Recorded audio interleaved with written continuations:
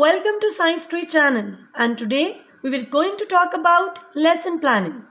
To educate properly, it's very necessary to know how to design a lesson in just 5 minutes. किसी भी lesson को plan करने के लिए या लेसन प्लानिंग के लिए सबसे पहले जो सब हेडिंग्स होती हैं उनमें डेट, सब्जेक्ट, क्लास और टॉपिक मैटर करता है. इसके अलावा duration. After that general objectives and specific objectives. General objectives basically आपके सब्जेक्ट से रिलेटेड होते हैं. लाइक यहाँ पर आप साइंस को सेटिस्फाई कर रहे हैं, so to develop scientific attitude among students, to clear the concepts, to develop the power of reasoning. While whenever we talk about specific objectives, we have to move towards the topics and towards the subjects. Like यहाँ पर हम पढ़ाने लगे हैं standard atmospheric pressure, compressibility and mobility. तो इसके लिए हमें स्टूडेंट्स से पूछना होगा कि do you know about states of matter. और अगर वो इंटरेस्ट ना शो करें तो आपको एक जनरल क्वेश्चन पूछना होगा, why air freshener smell moves all around you. आप ये नोटिस करें कि स्टूडेंट्स ने इंटरेस्ट लिया है या नहीं. इस तरह से ये 3 ऑब्जेक्टिव्स जब आप अपने जहन में रखेंगे, नॉलेज, इंटरेस्ट और एनालिसिस, स्टूडेंट बेस्ड, तो आप बहुत अच्छे से अपने टॉपिक को स्टूडेंट तक डिमॉन्स्ट्रेट कर सकते हैं. इसके अलावा आपके टीचिंग एड्स में बोर्ड बुक के अलावा कोई छोटी और अच्छी एक्टिविटी भी होनी चाहिए. जैसे फॉर एग्जांपल इस लेसन प्लान के अंदर मैंने स्कॉच स्पंज को शो किया है. ये एक सिंपल स्कॉच स्पंज है और इसके ऊपर मैंने मॉलिक्यूल्स ड्रॉ किए हैं. ये गैस के मॉलिक्यूल्स हैं और बच्चों को आप शो करें कि जैसे ही हम वॉल्यूम रिड्यूस करते हैं प्रेशर इंक्रीज होता है.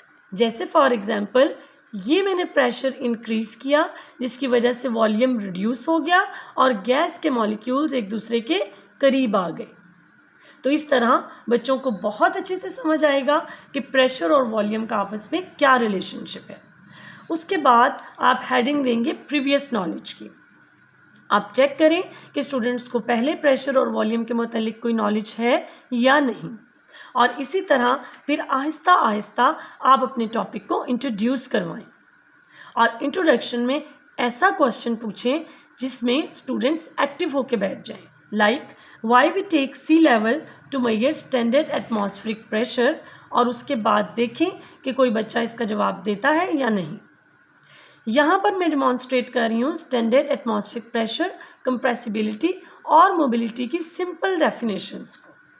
और अगर हम स्टैंडर्ड एटमॉस्फेरिक प्रेशर को देखें तो इसके अंदर स्टैंडर्ड मर्करी लिया जाता है और सी लेवल के थ्रू मेजर किया जाता है. इस तरह से आप स्टूडेंट्स को बताएं कि सी लेवल चूँकि यूनिफॉर्म है इस वजह से हमने सी लेवल को लिया है. आफ्टर दैट आप थोड़ा सा अपने टॉपिक्स को डिफाइन और एक्सप्लेन करना शुरू कर दें और फिर अपने टॉपिक को अनाउंस करें.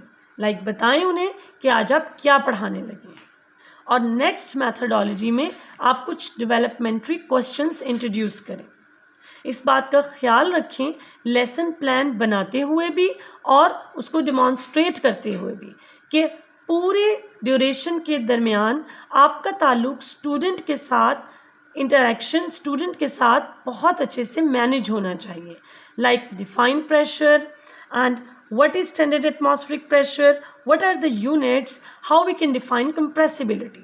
इस तरह के क्वेश्चंस पूछ के जब आप अपने टॉपिक को एक्सप्लेन करेंगे तो बच्चे ज़्यादा इंटरेस्ट शो करेंगे और डिजीनेस भी शो नहीं करेंगे, बल्कि उन्हें एक्टिव होकर बैठना पड़ेगा आपकी बात को सुनने के लिए. उसके बाद आप एवेल्यूएशन क्वेश्चन करें और ब्रेन स्टॉर्मिंग क्वेश्चंस करें जिससे स्टूडेंट्स ज़्यादा एक्टिव हों.